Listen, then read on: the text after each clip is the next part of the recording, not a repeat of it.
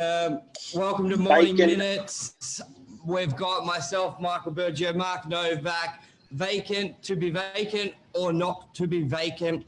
Today, let's talk about the decision owners think about pros and cons when having their property vacant or not. You probably think to yourself, well, you don't want it vacant. But we sometimes think to ourselves that, and owners choose not to accept an offer that we have. And this morning we sort of want to brainstorm, talk through probably the pros and cons that's going through an owner's mind, especially in a market where it's tougher and you're not going to be renting it for what you were renting it for previously. You may be renting it for 5, 10, 20, up to 50% less than what you're previously getting in rent. And is that better? Is it better, Mark, to take 50% less or to keep it empty? Some tips and tricks on landlords, the cool cats, what they do, how they manage their vacancies. Very, very interesting. But it's not quite what it seems. I do have to admit, when it comes to commercial and residential, the cool cats are generally winners more so, aren't they? Yeah, they are. And they're really adaptive to the market conditions, and they know where they are. Their fingers on the pulse. They know which, because Mark, if a commercial property can be empty for, let's face it, for 1 year, you're seeing a few different markets. If you think to just that residential market, in 1 year, there's been 15% swings up and down. So you've got to really have your finger on the pulse to know where you're at and weigh up those pros and cons. Do you want it empty for maybe another year or just get it rented? They're pretty agile, these owners, you're right. Now, I reckon, and it depends on the style of property, and we'll cover residential in a second, but with commercial, the landlords are not only are they patient, but they're agile. So what they'll do is they'll look at alternate uses. They'll look at investing money in a dead zone. So they're potentially hurting, they're potentially even on their knees, and they'll still invest a little bit more money to get another use potentially working in the place, even if it's not guaranteed and it's a risk. So that's like sometimes partitioning the walls. The great thing with commercial properties, particularly freestanding, is you can chop them up and make them into smaller pieces. Yeah. Hey, Julie. And that's what we see a lot where you're exactly right. They may pull down walls, put up walls, do a bit of a fit out to try and hone in on a specific use. And a lot of the time that's with no guarantee of a tenant working forward. Now, what would be when let's use an example of a shop. It was in Brookvale. It was rented for $50,000 a year for the last 10 years. It's come vacant. It's been empty for 6 months, and now there's an offer of $25,000 a year. What stops an owner taking that deal? I think a lot of it's in their head, but are there any repercussions, Mark? Maybe with loans, maybe with valuations, like. What's your view of Well, some mortgagees now things that may stop that owner taking that? Because yep. Sorry, you cut out. Some mortgagees now insist that they actually approve applicants for properties. So particularly with retail leases, because there's such a long time. So it's quite interesting now. Your bank didn't really care once you took your mortgage out. They said good luck, and we'll see you on the other end. Now the bank wants you to report the lease to them in some circumstances, approve the lease before it actually goes ahead. Very, very interesting. So maybe your bank won't approve it is number one. The value of the property being eroded, I guess that's also the bank's interest. How does that work, Mr. Burge? Yeah, so a lot of the time, the value of a property will be on the income. So for example, if I've got 2 retail shops and one's rented for $50,000 and one's rented for $25,000. Let's just say on a 5% yield, the $50,000 a year shop is worth $1 million, and the $25,000 income shop is worth $500,000. identical shops, identical everything, and there's almost half the price difference. Now, if you bought a property with 50,000 income valued at $1 million, and let's say you borrowed $700,000 of it, which you can 30% deposit, and now you've rented it for 25,000. That asset on the same metrics is now worth $500,000, but your loan is 700,000. So now you've got the bank will look at it as a fairly risky deal. And sometimes they can do it. This is probably the thing. They can then say, well, hang on, we want a 20% buffer or 30% buffer between what it's worth and your debt levels. Mr. and Mr. Vendor, you need to pay us $300,000 cash now because the property's not worth $1 million, it's worth 500, and we only want to have a debt level of 300,000 on it. So we need that cash now, or otherwise we're pulling the funding, which could lead to an owner selling. I think that's a very drastic example, but it is an example, and it's very reflective of the income that's there. So that can sometimes really put off owners doing a deal. Because Mark, I know a big saying, especially a lot with our Italian and Greek owners, their attitude is School of Logonomics saying, is some money is better than no money. So you've had it empty for 6 months. You've got a deal. It could be empty for another 6 or 12 or 18 months because you may be in the market, that 50 grand you're getting just may not be achievable. No matter how much you hope and pray and paint this and do that, tenants are just not going to pay that. So would you rather for at least a year or two get 25 grand a year or no money? And also their holding costs are less. So a lot of landlords, when they bought these properties 15, 20, 10 years ago, interest rates were at 8, 9, 11%. So if they're currently got commercial rates sitting at 3, 4, 5%, maybe they're borrowing off residential to secure those types of low loans. But your actual cost of holding the asset is 1/3 of what it was 10 years ago. So yes, you're taking a hit on rent, but you're actually your holding cost is 33. That's assuming they haven't eroded any of the debt. So their 33% is their holding cost of what it was 10 or 15, 20 years ago. So to have a rent of half just to get through this environment sometimes isn't necessarily that bad, eh?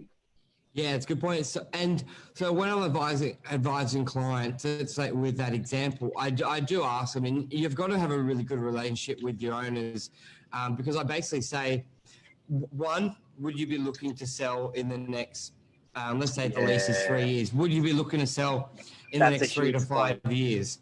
And if they say, and I'll go through some of the checkpoints which would lead them to take the deal. So are you looking to sell? Half the rent could be in half the value of the property that you're going to sell potentially. How does that work? Yes. So then that would be the other question. And before I get to that, will be, are you looking to buy or refinance something else where a bank's going to then look at this property as an asset?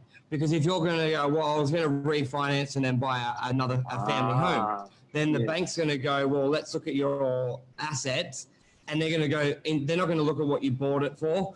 They're going to look at the income, well, one of the metrics, they'll look at the income and then come up with a new value for the property. So in some cases, it would be better to have that empty while you go through that process, because you can say it was previously rented for this, because once you've rented it, that's the new market, and the bank may take that on face value, or they may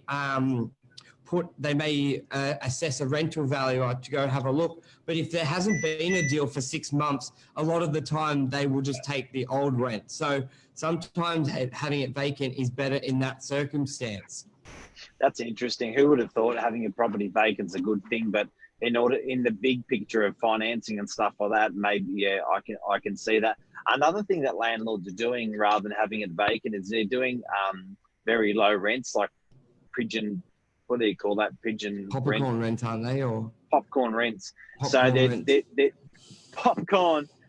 They're doing popcorn rents to get it rented, and then they're ratcheting it over the next year, 2 or 3, because people's businesses aren't normally pumping from day one. So as their business pumps harder, they're paying more rent as the years roll on. So it may take 3 years for the landlord to come back to that rent. But sometimes it's worth doing the popcorn rent now, get a tenant in there, get their business running. The tenant can optimize on low rent and in a great location potentially. And then as business does better, year 2, pay more. As business gets better, year 3, pay more. So rather than being vacant, wait for the hero rent, a popcorn rent, and ratchet it up over a 3-year period. Yeah, and I love this structure. There's 2 structures I implement and I advise the owners I deal with is where you be honest. It's a crap market. It's 25 grand a year or nothing. Now, instead of then locking it up, and this on is a commercial. This is commercial we're talking about. We're going to switch to resi in a sec. Yep. Instead of locking it up on a 5, because a lot of commercial leases are 3, 5, or 10 years when you get, say, the rent you want. So I say, instead of locking it up for 5 years at 25 grand, let's just see if we can do a 1-year lease. Let's just get through this market where instead of having 2 properties in our suburb for lease, where we've got 15, let's just get a tenant in there, some money coming in. In 12 months, let's re-look at it, and the market may be better or may not be. But the thing is, if it's better, then we can renegotiate with the tenant because we've only done a 1-year lease. And if it's not, at least we've gotten income for that whole year rather than having it empty to get to another year and go, yep, still crap. Okay, it's going to be empty all year. So that's one way. And depending on the style of business, you may be able to do that. So if they're going in, they're doing a restaurant fit out, spending 200 grand, they're not going to want a 1-year lease because they're investing so much. But if they're just doing a retail shop and clothes racks, they may be more willing to do a shorter lease because their fit out cost isn't that much. So then you're balancing going, well, I've got 30 grand. You may have a tenant go, I'll pay you 30 grand a year, but I want a 5-year lease, compared to I will pay you 25 grand a year, but I'll do a 1-year lease. From the you may think, jump on the 30 grand, it's more money. But when you actually dig deep and go, well, actually, it's only a crap market now because they've done a few new developments and there's a lot of shops. I'd rather only lock it up for 1 year and then I can renegotiate in a year's time. That's one way. And then what Mark touched on previously is doing, let's say they are a food business and they will not entertain a 1-year lease. You do a 5-year lease. Like, look at this way. If you got 50 grand a year over 5 years, you should have had 250 grand a year over the 5-year period. Now you go to that tenant. Let's instead of having it even 50 grand each year, let's do 25 for year 1. Maybe then we go to 40 year 2, and then we go 55, 60, and 65. After the 5 years, you're still getting 250 grand, but you've just heavily weighted it towards the back. Because let's face it, Mark, a business owner doesn't mind paying rent if they're making money. Like, that's sort of the fact. So you give that business the opportunity to get settled, get a business up and running, and then build pay the higher rent customer at base. the end. Yes. That's it. How do these landlords afford to have these commercial properties vacant for so long? It's a lot of the time they're fortunate they're buying it all cash or with only maybe a 40% debt. A lot of the time there's not much debt on it. It's not that residential mindset, Mark, or the loan criteria where you can lend up to 98% residential, 95%, 90%. So you've got a lot more debt. The repayments are a lot more compared to. So you really, it's just that's a big component. A lot of people buy them with their supermarket, so there's no debt at all. So they do. And I guess it's never their one and only. They've always got, a lot of these commercial landlords, they have between 3 or 10 properties. So for one income to dip and go down, it's easier to pallet across because they've got another 8 rents coming in. So if you're ever wondering that, what Michael said's huge, and what I'm saying is these about a landlord having these properties vacant, how they afford it, and often it's just not their only place as well. So Yeah, it's Very good interesting. point. It's interesting mindset. Residential property being vacant through COVID right now. We just had a absolute fire trailblazing firecracker month where we rented just over 63 properties in 1 month. We Huge. normally, we normally hit about 40, 45. It just went absolutely bananas. So the nose is coming up of the aeroplane, which is good. Mm. Vacant properties, we have experienced longer delays. So in northern beaches of Sydney, we're seeing properties vacant. We used to have them rented, maybe they were vacant for 3 to 5 days in between tenancies. Now we're Yeah. finding that the vacancies are probably hitting, what do you reckon, Michael, 15 days to 20 days? Maybe 15? Yeah, and that includes, to keep in mind, we've always been able to have a very low vacancy, especially here at Novak, because you don't start marketing it when the tenant moves out. So vacancy counts from when it's moved out and it's vacant. When you've got a proactive property manager, you're actually starting that process a month or 2 weeks earlier because you're asking the tenant, you're having that conversation.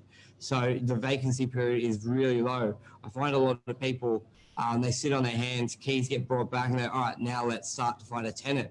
But that's when you see people blow out, even in a good market, 2 to 3 weeks, and then a bad market, 3 to 5 weeks. But I think we're probably sitting on about 2 weeks now, which is still double. Like, let's face that's double. That's a couple of weeks and owners coming up with their own mortgage. It's interesting. So vacancies for residential have tripled from 5 days to 15 days. Rents have taken a dip for probably 10%. What do you reckon residential rents have dipped? Yeah, it's 5 to 15% depending on properties. And a Okay. lot of the time with owners, it's when they say, well, if I paint, will I get $10 extra? Will I carpet? Will I get $10 extra? In a good market, sometimes that applies like that thinking, but a lot of the time now it's do these works so you get rented. You spend $5,000 and you rent it for $50 less a week, but it's to get it rented. A lot of owners struggle with that, Mark. And the principles are different between Michael.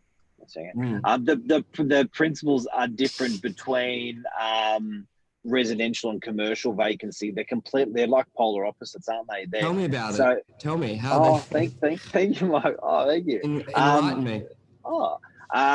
So with residential, you sort of it's better to take, because also you can put your rents up much more rapidly. So if you do a lower rent on a commercial, you got to honor that for 3 to 5 to 10 years potentially. Yeah. If you do a lower rent for a residential, it's really just the term of the lease at the very most. So, you can say, let's do a 6 months lease. Let's do it really low. Let's talk when we get out of the lease and just get through COVID. So a message out to landlords is, for residential, get a tenant in there, take a hit for residential. Your interest rates are half of what they were not that long ago. Please bear that in mind. And then in 6 months' time, summer's here. Be more of a hero. Don't have to be silly if you've got a good tenant, but you can make up a little bit there and equalise a little bit in the marketplace. And Mark, I think we should mention, because I think anyone watching this is thinking to themselves, why the hell would I buy commercial property? It's empty for a year and I'm renting for 50% less. Mark, why do people buy commercial property? Let's give it a prop. What are some of the benefits? I need to do deals. Yeah, okay. Come on, let's save it. Let's bring it back. Why do people buy commercial? I am really passionate about property investment. Guys and girls, you've got to realise that generally in Sydney, you will make about 15% a year. That's about the number for commercial, and for residential, it's about 15% a year. But this is what you've got to understand. The yield and the capital growth are not the same in residential or not the same in commercial, but they will combined, they will still do 15%.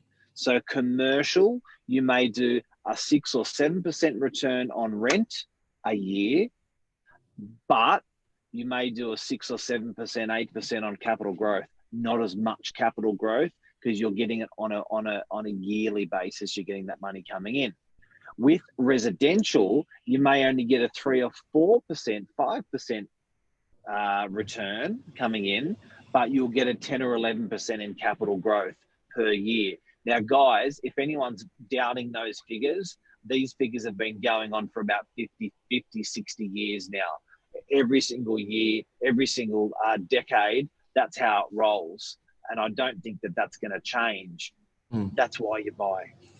What's that saying? You say, Mark, the property market's been good for 100 years and I look forward to it being good for another 100 years. And yeah, because people, the most common question we get asked in ever of all time is, do you reckon, how's the property market? And there's like, do you really think it can keep doing what it's doing? And it's like, you know what, you're probably right.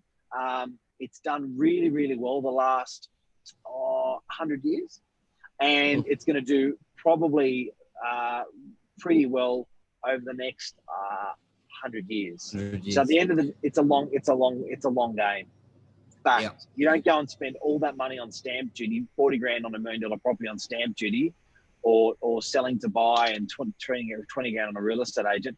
You don't go and spend that much on transactionals to get in and out within a couple of months or a couple of years. You're in it for the long game. The long game has always proven to be about 15% return on your money every year over a 10-year period. But you've got to be in there for a 10-year period. And that's a real hard thing to do. It is. Well, I think that's a wrap. Thanks for everyone for watching. Anything else you want to add on to that, Mark? Episode 193, Morning Minutes. You know what? I love going against the grain. I absolutely love it. So for someone to get into a residential rental and optimize on low rents, for someone to get into a commercial retail and optimize on super low rents and lock it in, you are a clever puppy. Equally buying, I think you don't know you're at the bottom of the market until you're starts going up again. Yeah, so it starts going up. I genuinely think the bottom of the market was probably about 5 weeks ago. Yep. So ladies and gentlemen, get busy and commit. Beautiful. Alrighty, guys. Thank you. We'll be back tomorrow morning. Thanks, guys. Love you. See ya. Bye.